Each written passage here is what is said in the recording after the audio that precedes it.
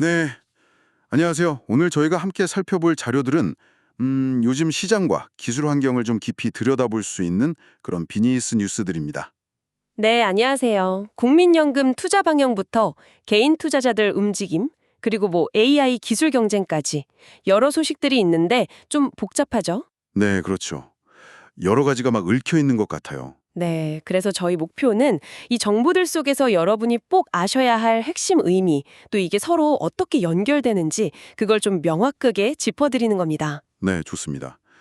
자, 그럼 이 흥미로운 자료들 속으로 한번 같이 들어가 보시죠. 먼저 국내 시장 얘기부터 해볼까요? 그 국민연금. 2025년까지 국내 주식 비중 목표를 14.9%로 잡았다면서요? 네, 맞아요. 그리고 장기적으로는 이걸 더 낮추면서 해외 투자를 늘리겠다, 이런 계획인 거죠. 최근에 코스피가 좀 올랐잖아요. 그래서 이 목표치 관리가 더 중요해졌겠네요. 그렇죠. 이게 단순히 숫자 조정이라기보다는 그 포트폴리오 리밸런싱인데 시장 전체 유동성에는 좀 중요한 신호가 될 수 있거든요. 다른 나라들은 어떤가요? 네덜란드 같은 경우는 자국 비중이 꽤 낮고요. 반대로 일본은 좀 높은 편인데 이건 각 나라 상황이나 제도 차이겠죠. 그럼 국내 증시에는 장기적으로 어떤 영향을 줄까요? 아무래도 연기금이 점진적으로 비중을 줄여나갈 가능성이 있으니 그게 시장 방향성의 변수가 될 수 있겠죠. 투자자 입장에서는 이제 위험 관리, 소위 해지 전략 같은 걸 좀 고민해 볼 시점일 수도 있겠고요. 네. 연기금은 좀 신중한데 개인 투자자들은 오히려 반대네요.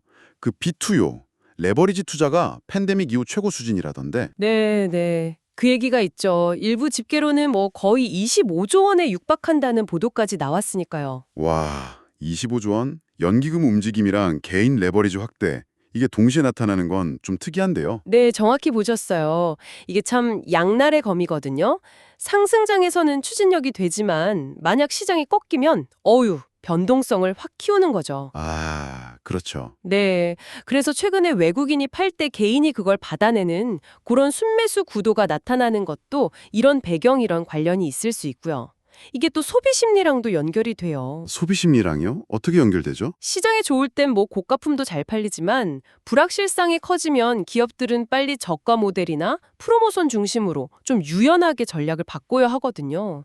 개인들 레버리지 투자 심리랑 소비 심리가 같이 움직이는 경향이 좀 있습니다. 그렇군요. 자, 그럼 이제 글로벌 기술 경쟁 쪽으로 한번 가볼까요? 테슬라 얘기가 또 나왔네요. 일론 머스크 보상안, 그 엄청난 규모요? 아, 네. 그거 최대 1조 달러 규모까지 얘기 나오던데요. 다시 표결에 붙인다고요? 네. 근데 이게 단순히 돈 문제가 아니라 로보택시 상용화나 엄청난 시총 달성 같은 거의 불가능해 보이는 목표랑 연결돼 있다는 게 참. 그렇죠. 그냥 보상 규모만 볼 게 아니라 어떻게 보면 그 일론 머스크라는 강력한 리더 한 사람에게 회사의 미래가 달린 위험, 키맨 리스크라고 하죠. 네네. 그거랑 또 아주 야심찬 성장 비전 사이에서 아슬아슬하게 줄타기 하는 모습이에요. 그리고 또 성과 목표, KPI랑 보상을 어떻게 연결하는 게 효과적이냐, 이런 중요한 질문도 던지는 거고요. 조직 운영 관점에서 참고할 만하겠네요. 네, 맞습니다. 성과를 내면서도 리스크를 어떻게 관리할 거냐, 그 균형점이죠. AI 쪽은 정말 숨가쁘네요. 엔비디아 CEO 젠슨 황이 중국이 미국을 추월할 수도 있다. 이런 경고를 했다면서요. 에너지 비용이랑 규제 환경 때문에. 네, 그런 발언이 있었죠. 근데 거의 동시에 로이터 통신에서 중국 정부가 자국 데이터 센터에 국산 AI 칩을 쓰라고 지시했다는 보도가 나왔어요. 아, 정말요. 타이밍이 참. 네, 이 두 소식이 딱 붙어서 나오니까 현재 진행 중인 미중 기술 패권 경쟁이 얼마나 치열한지 보여주는 거죠. 만약 그 중국 지침이 진짜 광범위하게 시행되면 파장이 크겠는데요. 그럼요. 엔비디아나 인텔 같은 글로벌 기업들한테는 중국 시장 접근에 상당한 제약이 생길 수밖에 없어요.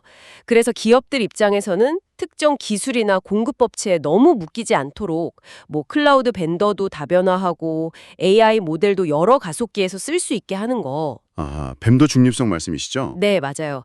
그런 벤더 중립성 확보가 더 중요해지는 거죠.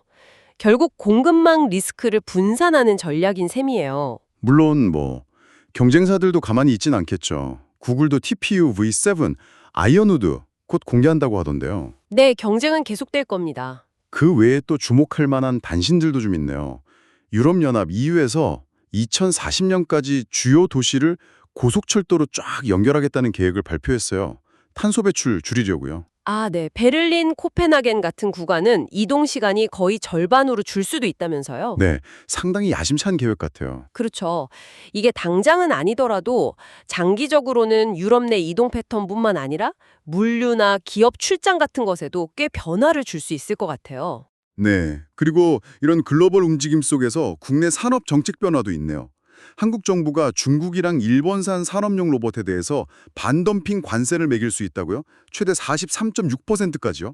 네, 잠정적으로 그런 방안을 추진 중이라고 합니다. 국내 로봇 산업 보호가 목적이라고 하죠. 이것도 어떻게 보면 앞서 얘기한 기술 경쟁이나 공급망 재편 흐름과 좀 연결되는 지점이 있어 보여요. 그렇네요. 보호무역주의 강화 흐름이랑도 맞닿아 있고요. 맞습니다. 만약 이게 실제로 관세가 부과되면 해당 로봇을 쓰거나 쓰려던 국내 기업들은 설비 투자 계획을 다시 짜야 할 수도 있어요. 로봇 도입부터 유지 보수까지 드는 총 비용, 흔히 TCO라고 하죠. 네, 총 소유 비용이요? 네, 그 TCO가 크게 달라질 수 있으니까요. 생산 자동화 전략 전반에 영향을 미칠 수 있는 거죠. 아, 오늘 정말 다양한 소식들을 쭉 훑어봤는데요. 들어보니까 결국 핵심 키워드는 한 3가지 정도로 모이는 것 같아요.